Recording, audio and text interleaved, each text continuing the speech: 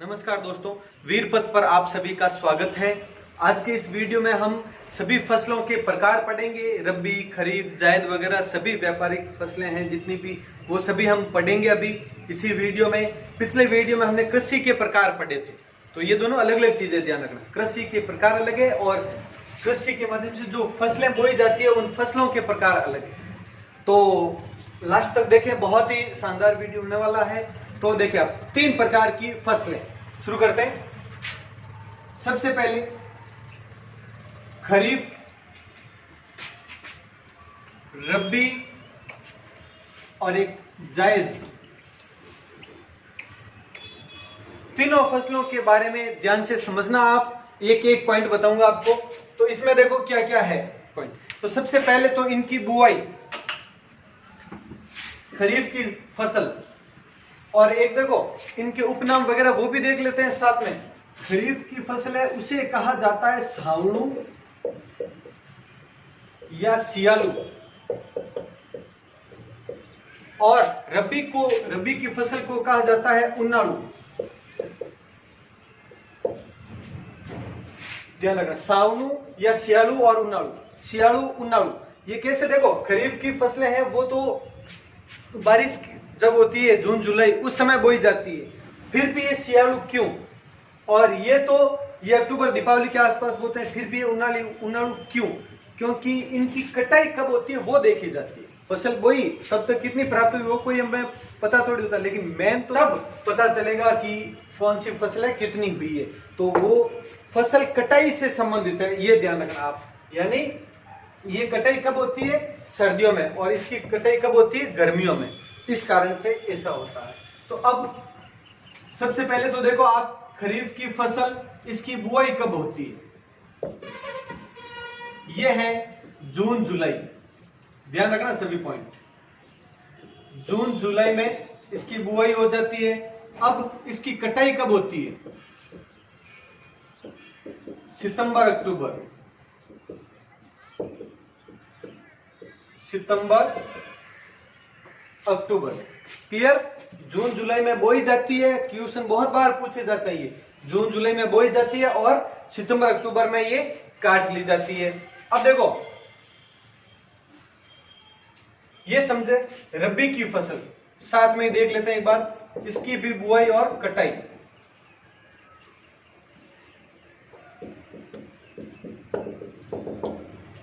देखो बुआई, देखो जून जुलाई से सितंबर अक्टूबर। तो जैसे ही ये खरीफ की फसल ले ली कंप्लीट, उसके बाद में ये शुरू कर देंगे, यानी अक्टूबर नवंबर, दीपावली के आसपास। देखो दीपावली के आसपास है, ये खरीफ की फसल काट ली जाती है और रबी की फसल है वो बोई जाती है अक्टूबर नवंबर। अब इसकी कटाई कब होती है? तो वो देखो आप, इसकी कटाई है मार्च अप्रैल, यानी होली के समय। मार्च अप्रैल, होली के समय। और ये भारतीय त्योहार भी इसी के हिसाब से है, वो हम मनाते हैं। जो जैसे ये फसल आती है, खरीफ की फसल आने के उपलक्ष्य में कौन सा? ये दीपावली का त्योहार, और रबी की फसल आने पर होली वगैरह है वो। तो अब ये हो गया जायद। इसके बाद जैसे देखो, ये जैसे ही ली मार्च अप्रैल में रबी की फसल, तो हो जाएगी कौन सी? जायद की फसल। यानी वो मार्च में बोना शुरू हो जाते हैं और जो कि मध्य जून तक चलता है। यहां पर ये बुआई है और ये कटाई। जायद की फसल में ज्यादा खास कुछ नहीं, इतना ध्यान रखना आप, मार्च के आसपास, यानी ये फसल जब मार्च में कटनी शुरू होती है तो वहां से उसकी बुआई शुरू हो जाती है। तो मार्च अप्रैल में बोई जाती है। और ये जो रबी की फसल कोई अगर लेट है तो अप्रैल में अगर कटाई होती है तो वो अप्रैल में जायद की फसल बोते हैं। जायद की फसल क्या है? ज्यादा विस्तृत क्षेत्र पर नहीं है, ये कुछ एक जहां पर सिंचाई की व्यवस्था तो अनिवार्य है ही है, तो ऐसे पानी की अधिक उपलब्धता वाले कुछ एक क्षेत्रों में एक तीसरी प्रकार की फसल बोई जाती है जो कि जायद की फसल कहलाती है। और ये जैसे कि इसमें तरबूज है, खरबूजा है, या फिर ये ककड़ी है और सब्जियां आदि, जितनी भी सब्जियां वगैरह है वो होती है आपकी जायद की फसल में। इसके बारे में इतना ही है, इनके बारे में थोड़ी डिटेल करेंगे हम, पूछी जाती है अक्सर ये। तो ये खरीफ और रबी के बारे में अब देखो आगे और पॉइंट। तो ये कितने क्षेत्रफल पर है, तो ये लगभग 2/3 कृषित क्षेत्रफल पर, कृषित क्षेत्रफल पर बुआई। प्रतिशत आए अगर तो लगभग 65% के आसपास, 60 से 65% के बीच में। ये पूरा एक 2/3 तो 66% होता है, 66, लेकिन ये लगभग में है, ध्यान रखना, लगभग 2/3 क्षेत्रफल पर। और अगर हेक्टेयर में पूछें तो ये लगभग 135 से 145 के मध्य लाख हेक्टेयर, ध्यान रखना। 130 से 145 भी दिया रहेगा कई बार बुक में, और 135 से 45 भी दिया रहेगा, लगभग में है। ये होती है खरीफ की। अब रबी की, तो ये 1/3 कृषित क्षेत्रफल पर, 1/3 कृषित क्षेत्रफल पर बुआई की जाती है। तो कहने का मतलब लगभग 30-35% के आसपास ये है। अब अगर इसमें हेक्टेयर में देखा जाए तो देखो आप 70 से 80 लाख हेक्टेयर, ये लगभग में है, 70 से 80 लाख हेक्टेयर है वो। और ये 130 या 35 से, लगभग 30 कर दें, 30 से लगाकर 35 से 45 के मध्य, 130 से 145 लाख हेक्टेयर के मध्य इसकी होती है, और 70 से 80 लाख हेक्टेयर के मध्य इसकी होती है रबी की। तो ये हो गई बुआई। अब प्रमुख फसल, सबसे ज्यादा कौन सी फसल होती है वो देखो, क्योंकि ये याद रखना जरूरी है। एक तो पूछा भी जाता है कि रबी में सर्वाधिक उत्पादन किस फसल का होता है और खरीफ में किसका होता है, वो भी। और ये ध्यान रखने के लिए भी जरूरी है, कई बार चूक जाते हैं कि रबी की फसल कौन सी है। क्वेश्चन ऐसा आता है कि निम्न में से कौन सी फसलों का क्रम रबी का है या खरीफ का है, ये एक फसल ऑप्शन में हो तो भी इस तरह से। तो देखो इसमें सर्वाधिक उत्पादन बाजरा, ये थोड़ा विशेष ध्यान रखें। और इसमें सर्वाधिक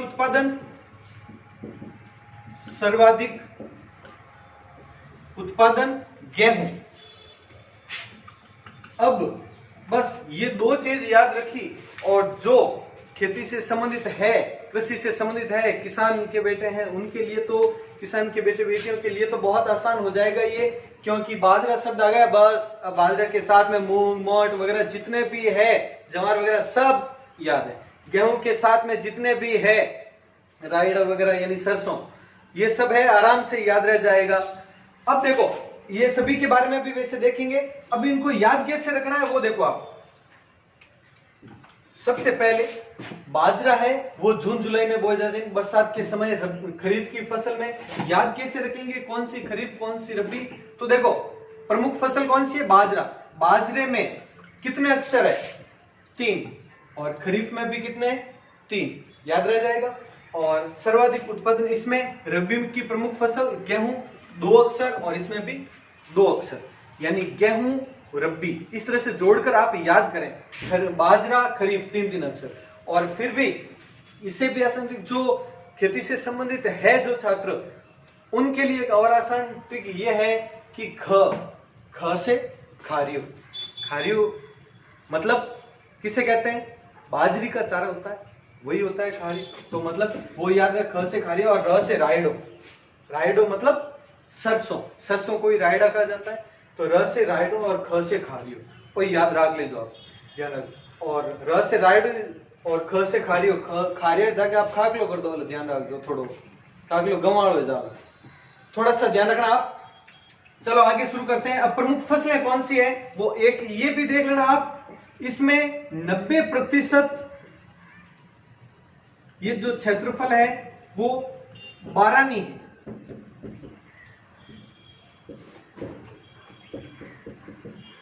%90 ये खरीफ की फसलें हैं वो बुआई है वो बारानी क्षेत्र में होती है।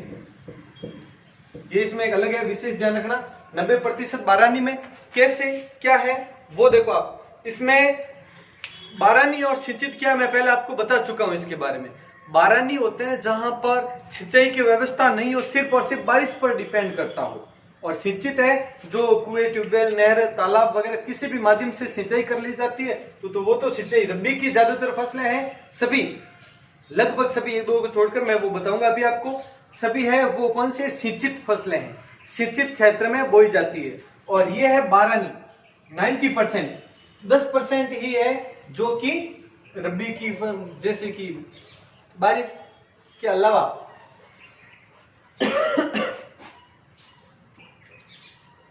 90% ही खरीफ की फसलें जो कि बारिश पर डिपेंड है और 10% है वो सिंचित क्षेत्रों में विस्तृत है। तो अब देखो कौन कौन सी फसलें हैं इसमें। प्रमुख फसलें, बाजरा तो है ही है सबसे पहले।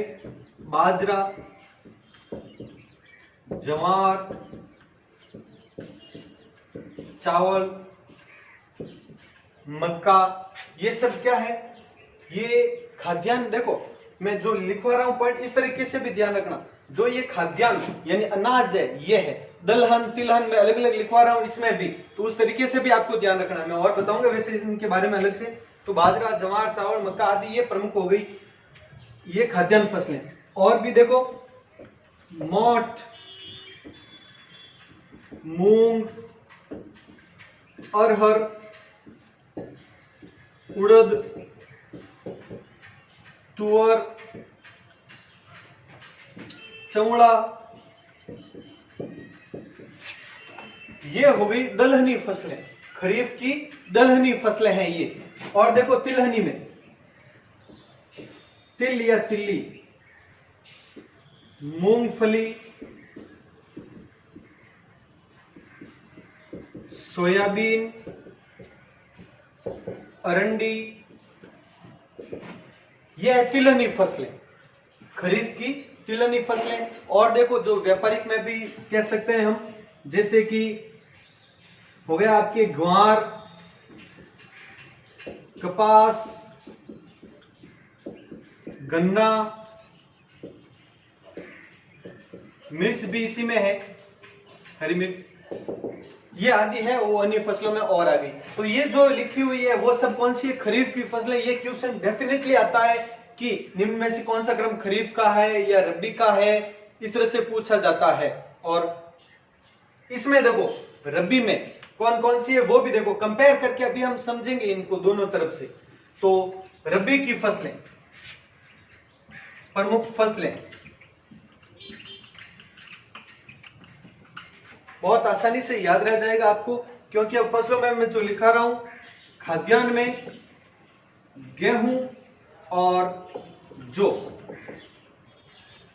गेहूं और जौ क्या होता है, जौ को अलग अलग, एक तो जैसे प्राचीन काल में ये क्वेश्चन आया हुआ है, आपके सिंधु सभ्यता में भी आया हुआ है। वहां पे एक अनाज का नाम था यऊ। ये यऊ है वो जौ को ही कहते हैं। और स्थानीय भाषा में यहाँ पर इसे गुजी भी कहा जाता है, गुजी भाई। तो गुजी, यऊ, गुजी वो एक ही चीज है। गेहूं और जौ ये दो खाद्यान्न प्रमुख है इसमें रबी की फसल में। बाकी सब इसमें आगे इस तरह से याद रखना है खाद्यान्नों में। नहीं तो अगर एक साथ ये पूरा अगर याद रख लिया तो वैसे होगा भी नहीं याद, क्योंकि रटने से होगा नहीं। तो ये दो फसलें ध्यान रखना, गेहूं और जौ इधर, बाकी देखो जौ इधर है और ज्वार इधर है, ये भी देख लेना आप। तो बाजरा, ज्वार, क्योंकि ये नाम मिलता जुलता है, युग्म शब्द हिंदी में जिसे कहते हैं, तो इस कारण से ये है इसमें अंतर। और दालों में 3 दालें याद रखना, इधर वाली याद रख लेना, बाकी सबको, सब दालों को नाम तो सुना ही होगा इसमें, तो वो देख लेना आप। चना, मटर और मसूरी दाल, हुनी का ही खाई हो। तो देखो चना, मटर, मसूर 3 दाल है वो रबी की है, बाकी सब की सब किस में आ गई, खरीफ की हो गई याद आपको। बस चना मटर मसूर चना तो याद रख लो, आराम गेहूं रहते भावे। और ध्यान रख लो चना के बारे में थोड़ा विशेष ध्यान रखना रबी की फसल में, क्योंकि अगर पूछ जाए निम्न में से ऐसी कौन सी रबी की फसल है जो कि बारानी क्षेत्र में बोई जाती है। बारानी शब्द अभी मैंने बताया था, जो सिंचित नहीं हो, तो ऐसी कौन सी रबी की फसल है जो बारानी क्षेत्र में बोई जाती है, वो ये है चना। ये विशेष ध्यान रखना आपको, क्योंकि चना सिर्फ 15-20%, 15 से लगाकर 20% है वो सिंचित क्षेत्र में बोया जाता है, बाकी ज्यादातर है वो ये बारानी क्षेत्रों में ही बोया जाता है। कौन सा, चना। तो और देखें आगे, अब राई, सरसों, अलसी, सूरजमुखी और सबसे लास्ट में एक तिलहनी। ये तिलहनी फसलें, और इसमें ये आपका फेवरेट तारामीरा, ये सभी। और ये तारामीरा भी चने की तरह ही बारानी क्षेत्र में बोया जाता है। ये आ जाए, अगर और क्वेश्चन डीपली आ जाए, घुमा फिरा के आ जाए, निम्न में से ऐसी कौन सी तिलहनी फसल है, तिलहनी व रबी की फसल है जो कि अधिकतर बारानी क्षेत्रों में बोई जाती है, हो गया। निम्न में से ऐसी कौन सी दलहनी फसल है जो कि अधिकतर, और रबी की फसल है जो कि बारानी क्षेत्रों में बोई जाती है। और ये तो सब बारानी में है ही है, मैंने बताया था, ये तो 90% है। तो ये हो गया। अब आगे कुछ एक और देखो आप, मेथी, धनिया, जीरा, ये आदि मसाले वगैरह है वो रबी की फसल में ही होते हैं। तो ये होगी खरीफ, रबी और जायद की फसल। जायद में तो इतना सा ध्यान रखना कब होता है, और ये फसलें ध्यान रख लेना। और खरीफ और रबी में ये दोनों में थोड़ा विशेष देखना आप, एक एक पॉइंट के बारे में, कब बुआई होती है, दोनों की कितना प्रतिशत है। और सबसे ज्यादा जो क्वेश्चन है वो आता है इन फसलों के बारे में। बाकी देखो, और इनका बता ही दिया मैंने आपको, दोनों का, चना और तारमेरा का। चना सिर्फ जैसे देखो, फिर अगर ये भी क्वेश्चन आता है कि चना अगर बारानी में तो बारिश की आवश्यकता नहीं है, क्योंकि ये तो चलो बनता है, क्योंकि इस समय ये सीजन बारिश की होती है, ये सावन यानी सावन है, श्रावण में बारिश होती है। तो ये खरीफ की तो 90% समझ में आता है, क्योंकि बारिश के समय है, तो इसमें पानी की आवश्यकता, बहुत कम पानी की आवश्यकता होती है इनको। और वो भी अगर एक आध मावट हो जाए तो घणो। मावट क्या होता है पता ही होगा आपको, ये राजस्थान लेवल के जितने भी एग्जाम है सबका फेवरेट क्वेश्चन है। मावट वही भूमध्य सागरीय पश्चिमी विक्षोभों से उत्पन्न शीतकालीन वर्षा को मावट कहते हैं, जिसे गोल्डन ड्रॉप भी कहते हैं, ये बता चुका हूं मैं पहले आपको। तो ये भी हो गया। तो एक बार इन सबको आप नोट कर लें, उसके बाद आगे करते हैं। अब आपने ये तो लिख ही लिया होगा, इसके बाद में इन्हीं फसलों का हम थोड़ा सा वर्गीकरण करते हैं एक अलग आधार पर। इसमें जैसे देखो, इनमें से कौन सी खाद्य फसलें हैं और कौन सी व्यावसायिक फसलें हैं। व्यावसायिक फसलें, इनके बारे में करते हैं। इन्हीं फसलों को जो भी लिखा है उनको ही डिवाइड कर रहे हैं। अब कैसे, क्योंकि अब हम इन्हीं के आधार पर इनकी डिटेल करेंगे। रबी और खरीफ की जो भी फसलें वो तो आप इसी वीडियो में देख लेना ढंग से, आराम से, और उनको कैसे डिवाइड करना मैंने पूरा बता दिया है। अब हम इनकी डिटेल करेंगे तो हम इस आधार पर करेंगे, और इनकी अब आगे एक एक फसल की डिटेल लिखेंगे, अभी करवाऊंगा मैं आपको अगली वीडियो से, तो इसी आधार पर करेंगे हम। तो वो देख लें आप एक बार। इनमें से भी कौन सी खाद्य फसलों में भी, एक तो अनाज जितने भी हैं और दालें जितनी भी हैं, यानी दलहनी फसलें, दलहनी फसलें हैं, वो सब खाद्य फसलों में आती है। अब जैसे खाद्य फसलें में कौन कौन सी, और कहते भी हैं दाल रोटी मिल जाओ जाने, दाल रोटी वो खाद्य फसलें हैं, दाल और रोटी। मतलब देखो इसमें कौन कौन सी है, जैसे खरीफ में हमने पढ़ा बाजरा, ज्वार, चावल और मक्का। खरीफ में ये हो गई। अब रबी में हमने पढ़ा गेहूं, जौ, तो ये सब क्या हो गई, खाद्य फसलें हैं अनाज की। दलहन में हमने पढ़ा था सबसे पहले, उसमें मोट, मूंग, अरहर, उड़द, तुअर और चौड़ा, ये पढ़ ली थी हमने खरीफ में। और फिर हमने रबी में फसल पढ़ी थी, एक तो चना, मटर और मसूर, ये पढ़ी थी। ये तीनों रबी की हो गई फसलें। तो इस तरह से ये अनाज और दलहन है, ये कौन सी है, खाद्य फसलें हैं। अब व्यावसायिक फसलें हैं वो कौन कौन सी है, उसमें देखो आप, एक तो तिलहन, तिलहनी फसलें जितनी भी है वो सब कौन सी है, व्यावसायिक फसलें हैं। जैसे कि अभी हमने जो पढ़ी थी वो देखें अब, राई, सरसों, अलसी, सूरजमुखी, तारामीरा, ये सब हमने कौन सी में पढ़ी थी, ये रबी में पढ़ी थी। ये रबी की फसलें हो गई। खरीफ में ही कौन सी है वो देखा आप, खरीफ में अभी अभी हमने जो पढ़ी है वो है तिल, तिल या तिल्ली, सूरजमुखी,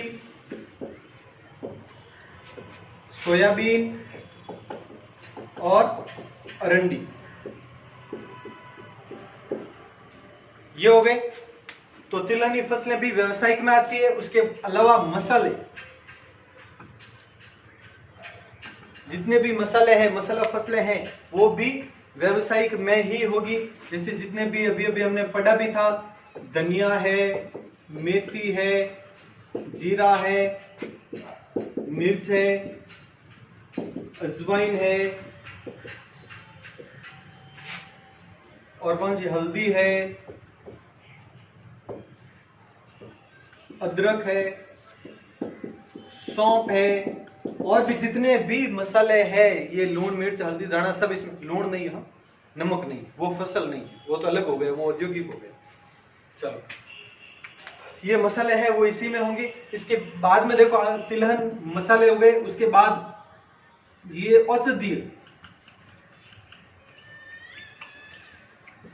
औषधीय फसलें हैं, उनमें भी देख लो आप कौन कौन सी है, क्या है। एक तो जैसे इसबगोल वगैरह है, इसबगोल जिसे कि घोड़ा जीरा कहते हैं, वो हो गई। और अश्वगंधा है, अश्वगंधा है, सफेद मूसली है, और भी कई प्रकार की ये औषधीय हो गई। इस प्रकार की क्या कहलाती है, औषधीय। और इसके बाद में रेशेदार फसल, देखो रेशेदार का क्वेश्चन भी आया हुआ भी है और कई बार आता है, निम्न में से कौन सी फसल है वो रेशेदार है, एक बार क्वेश्चन आया हुआ था इसका। तो देखो रेशे मतलब जिन धागे रेशे निकलते हैं, जैसे कि कपास